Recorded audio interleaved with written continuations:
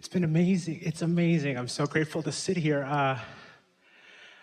You sort of exploded into that moment. There was something about what just happened that got your juices flowing. Let's talk about it. So I've been meditating regularly. I found you and been listening like nonstop on YouTube. It's amazing to see you moving. It's not a photo of a landscape.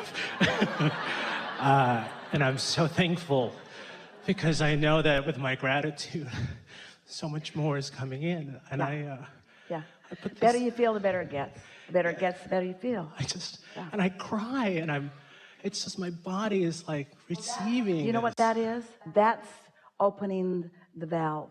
That crying is the relief that you're feeling as you're letting go of resistance, and the natural energies are being allowed by you to flow. Yeah. I did a 14-year marriage, and I sat in the car driving going, God, I need a sign. I'm doing the work. Do I stay? Do I leave? You know, a brick hit the windshield on my partner's side of the car.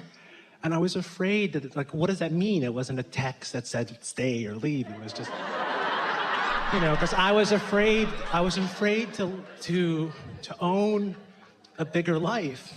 And now I am. And, you know, I put all these things on my vision board, and a bunch of them happened so quickly in my mind that I thought was so quick. Yeah. And they were like... A vision board's a sneaky way to let things happen because it feels like it's a game. And when you put things on it, it causes you to focus upon what you want, and then the universe kicks into high gear. And because you thought it was a game, you let them in. And then when you find the vision board buried behind the coats in the closet, and you say, holy cow, everything on this vision board has happened. I was picking up pieces that fell off. I'm like, oh my God, that happened. Oh my God. And I got this, and here's this thing. So I want to stay in gratitude, this thing. And so from what you've heard, you came with some things going on, and then you listened intently as we've been talking here. And so at this moment in time, where do you want this conversation to go? In other words, where are you, and what do you want to profess from your now point of knowing? My now point of knowing, I feel the part of, there's a story that wants to pinch because I want to complain that I got 2 covers of this major magazine or newspaper, but it wasn't exactly the thing I wanted. But I got the New York Times twice in like 2 weeks. And it's for transformational work I'm doing. And I'm also a comedian, and I wanted it to be like Tonight Show, you know? But it's elevating me. And so are you saying to us that you're asking for more gas than you currently believe, and that you believe it based upon what's been happening rather than upon what you're asking for? That's what you're saying. So here's our question for you.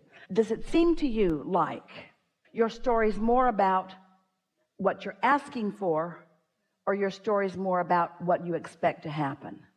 It's a big question we're asking all of you.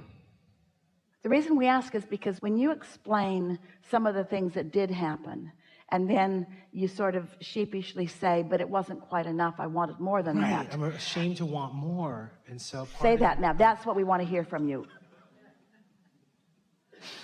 Well, we didn't mean to upset you. But I see the part of me that's shaming myself. That's like what I grew up with. Like, you should be thankful you have feet. You should be thankful you have water.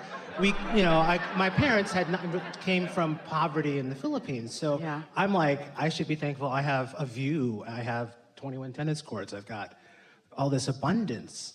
And I live a comfortable life.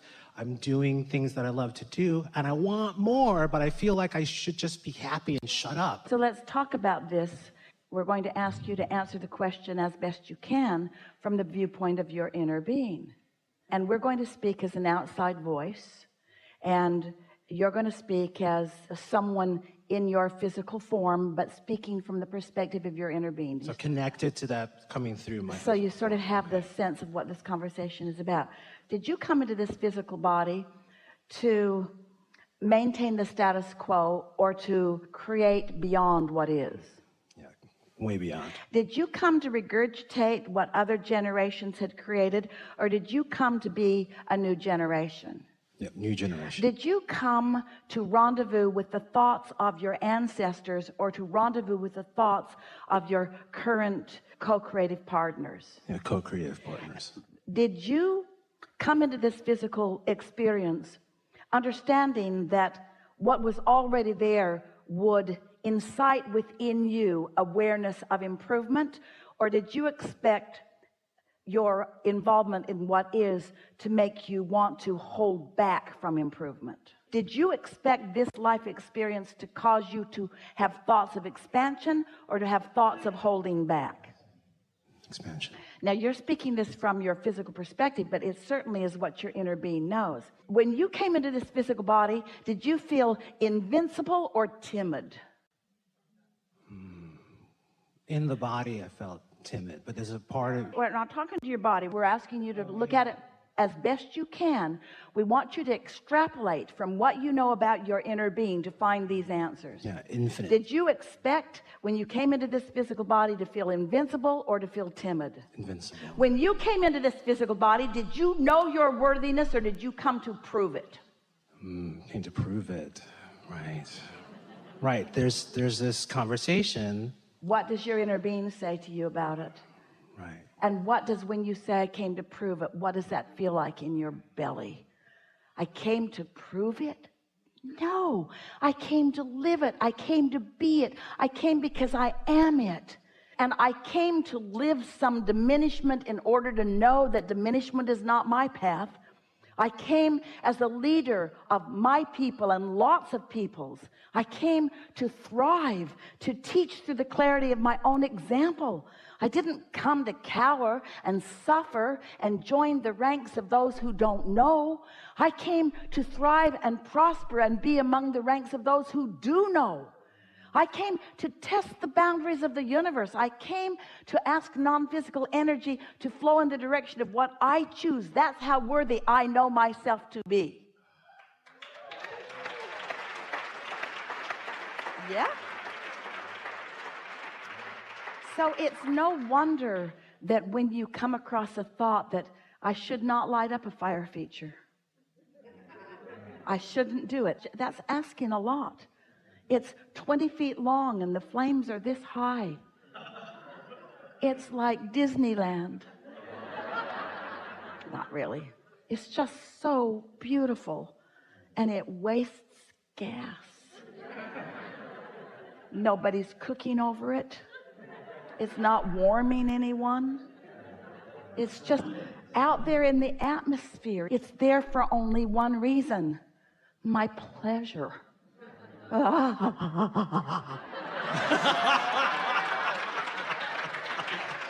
I dare ask the universe to provide for me for my pleasure? Oh, yes. Yes. You are here for satisfaction. That's why all the contrast exists. That's why the new ideas are born. That's why the energy flows. That's how the universe expands. If it were not for your ability to compare and decide and desire, there would be nothing new that is moving and all would cease to be. You must continue to expand. It is your birthright. It is your responsibility. It is what you were born for. And that's why those other thoughts feel so screwy, because they are. Right, right. Oh God, and that's spectacular. All right, so here's the rub. Yeah, here's this thing coming. Don't try to explain it to your parents. Or anyone that's not on board. They all got it.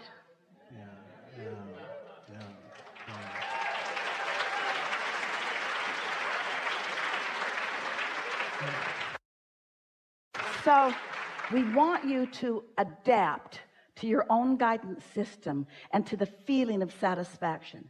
We want you to begin to identify and isolate what the feeling of satisfaction feels like, so that you can tell when you're on the right track and when you're not. Because if there are so many people clamoring to get you to not turn on your fire feature, just don't turn it on. Don't turn it on.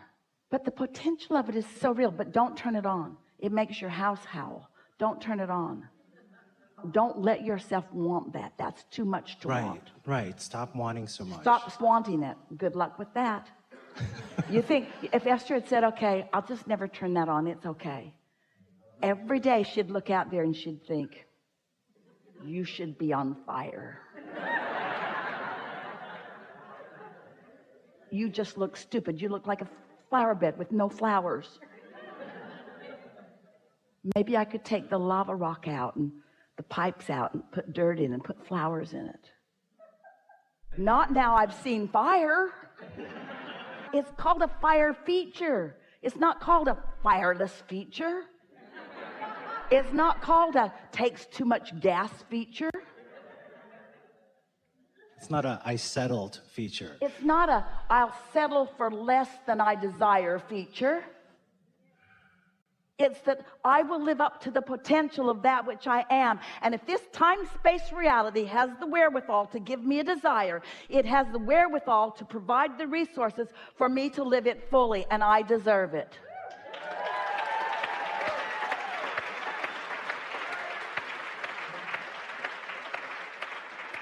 And you do, and you're just getting started, and oh wow.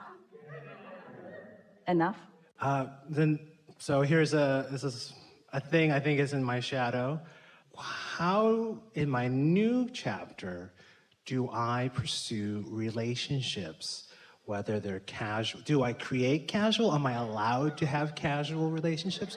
Because now I feel like I'm clear. Everything that we just said to you, relationships is the only thing that's outside of that.